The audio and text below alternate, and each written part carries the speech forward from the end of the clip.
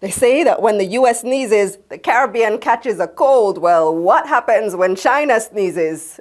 Don't say COVID. I'm Kalila Reynolds, founder of Money Media. We make business and finance easy to understand.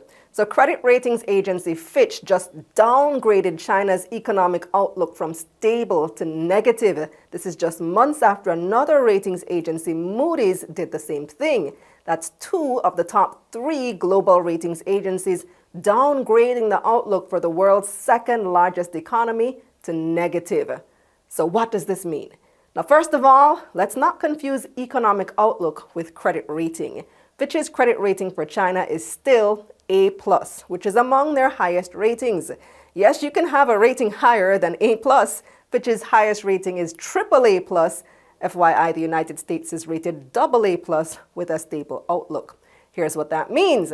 The credit rating is how the agency thinks the country is managing its debt now, or how well they think they're managing now.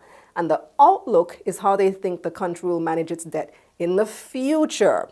Lowering China's outlook from stable to negative does not automatically mean that Fitch will downgrade their credit worthiness, but it does increase those chances. So what happened? Why the downgrade in outlook? Well, according to Fitch, there is growing uncertainty in China's economy as the country moves away from relying so heavily on an industrial economic model to a more consumer-based spending one. We've talked about how more Chinese companies have been getting into the electric vehicle market, plus Apple has been shifting its iPhone production to India over the past year.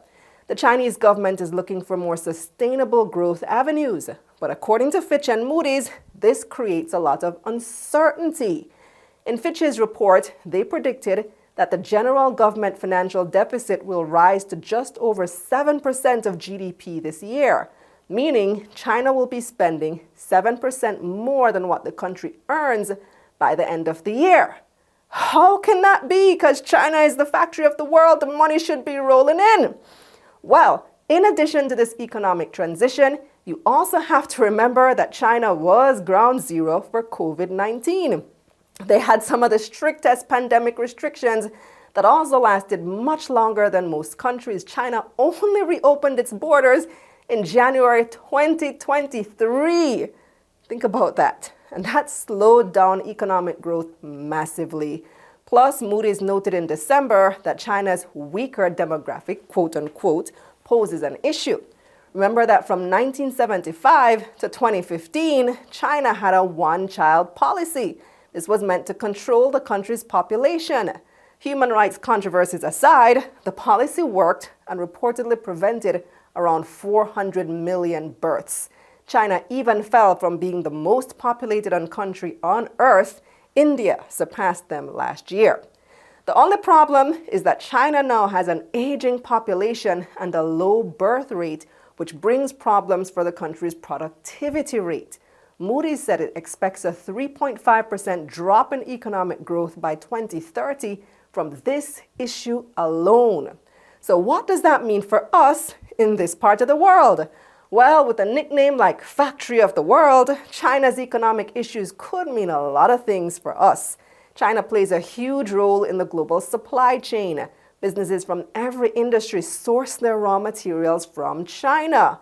Trouble there could mean difficulty sourcing raw materials, and scarcity drives prices up, not to mention manufacturing and shipping delays, as well as stalled projects. And as the world's second largest economy, a slowdown in China could have massive ramifications for the global economy. That's all of us. For right now, China's government says they have a handle on things. They say they haven't abandoned their industrial side. And in fact, factory output and retail sales for January and February even topped several forecasts. So the government say they're finding their feet. And that's the bottom line. But what do you think about this news? Do you think there's cause for concern, or will China figure it out? Let me know in the comments. Subscribe to my newsletter for money news like this straight to your inbox. Click the link up here or in the description below. Let's get this money. Let's get this money.